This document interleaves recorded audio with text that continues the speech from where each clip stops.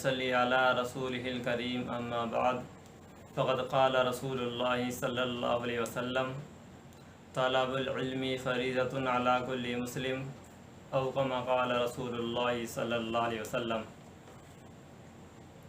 اللہ کے رسول صلی اللہ علیہ وسلم نے ارشاد فرمایا کہ علم دین کا حاصل کرنا ہر مسلمان پر فرض ہے۔ مذہب اسلام کے اندر علم کی بڑی اہمیت ہے اور مذہب اسلام نے اپنے ماننے والوں کو علم حاصل کرنے کا بڑا زور دلایا ہے۔ حدیث پاک میں اللہ کے رسول نے ارشاد فرمایا کہ علم دین کا حاصل کرنا ہر مسلمان پر فرض ہے۔ اب سوال یہ ہوتا ہے کہ کتنا علم حاصل کرنا فرض ہے؟ تو جواب یہ جان لینا چاہیے کہ علم کے زیادہ کی تو کوئی حد نہیں ہے۔ علم سیکھنا ہے ماں کی گود سے لے کر قبر کے گڑھے تک۔ علم سیکھتے سیکھتے ہی دنیا سے جانا ہے، طالب علم بن کر دنیا سے جانا ہے، لیکن کم کی حد ہے۔ اسی کو حدیث پاک میں بیان فرمایا گیا کہ اتنا علم انسان کو ہو کہ اس سے اس کا عقیدہ درست و صحیح رہے۔ عقیدہ کیا چیز ہے؟ جس کو ہندی میں کہتے ہیں آستھا، یعنی دھارمک مانیتائیں۔ مذہب کے بارے میں انسان کی سوچ۔ مثال کے طور پر عیسیٰ ابن مریم کے بارے میں عیسائیوں کا یہ عقیدہ ہے کہ وہ اللہ ہیں یا اللہ کے بیٹے ہیں۔ قرآن کریم نے ان کی اس عقیدے کو باطل قرار دیا اور صحیح عقیدہ پیش کیا۔ قال انی عبد اللہ آتانی الکتاب وجعلنی نبیا، کہ عیسیٰ علیہ السلام اللہ کے بندے ہیں، اللہ نے ان کو کتاب دی ہے اور اللہ کے نبی ہیں، کہ وہ اللہ کے بندے اور اللہ کے نبی ہیں۔ اسی طریقے سے یہود اور عیسائیوں کا ایک باطل عقیدہ یہ بھی ہے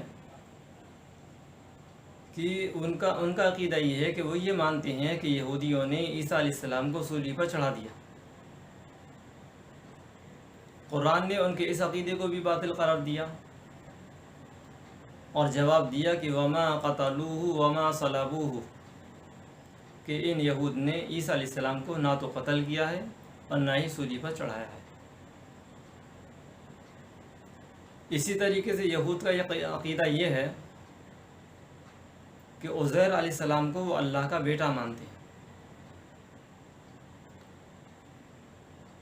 اللہ تعالیٰ نے قرآن کریم میں جواب دیا کہ عزیر علیہ السلام اللہ کے بیٹے نہیں ہیں بلکہ اللہ کے نبی ہیں۔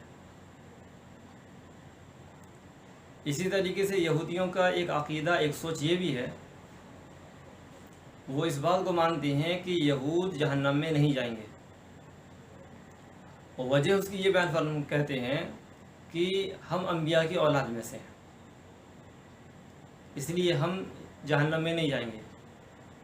ہاں، اگر کسی وجہ سے، ہماری کسی بدعملی کی وجہ سے اگر ہم کو جہنم میں جانا بھی پڑا تو ہم گنتی کے چند روز جہنم میں جائیں گے، اور وہ چند دن، چند روز وہ ہیں جو ان کے آباء و اجداد نے موسیٰ علیہ السلام کے زمانے میں گائے کی پوجا کی تھی، جس کی مقدار تقریباً 40 دن ہے۔ وہ 40 دن کا زمانہ جو رہا ہے، تو وہ یہود یہ مانتے ہیں کہ اگر ہمیں کسی وجہ سے جہنم میں جانا پڑا تو گنتی کے 40 دن جائیں گے۔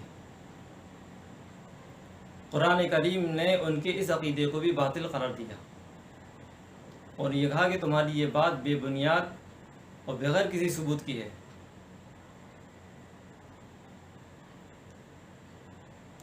بس ایک مسلمان کا عقیدہ کیا ہونا چاہیے، ایک لمبی تفسیر ہے، انشاءاللہ کسی دوسرے سبق میں اس کو بیان کیا جائے گا، لیکن یہ جان لینا چاہیے کہ اتنا علم حاصل کرنا ہر مسلمان کی ذمہ داری ہے کہ اس سے اس کا عقیدہ درست و صحیح ہو جائے۔ دوسری چیز اتنا علم حاصل کرنا ضروری ہے کہ اس کو فرائض کا پتہ چلے،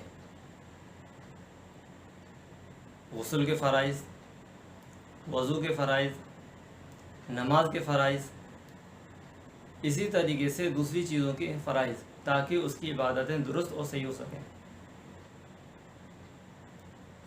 اسی طریقے سے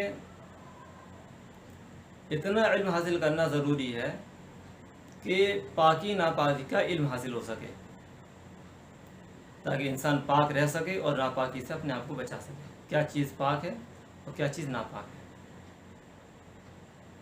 اسی طریقے سے اتنا علم حاصل کرنا فرض ہے کہ مسلمان کو حلال اور حرام کی تمیز ہو جائے،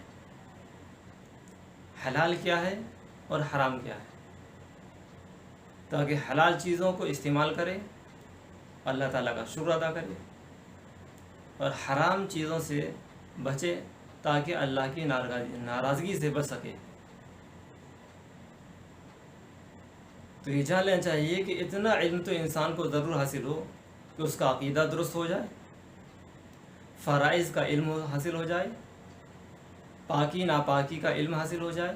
اسی طریقے سے انسان کی تمام پاکی ناپاکی اور حلال، اسی طریقے سے حلال اور حرام کی تمیز ہو جائے۔ اور دعا کرو اللہ تعالی ہم سب کو بھی علم نفع بخش علم عطا فرمائے، اور علم سیکھنے اور اس پر عمل کرنے کی توفیق نصیب فرمائے۔ آمین۔ وآخر دعوانا الحمد للہ رب العالمین۔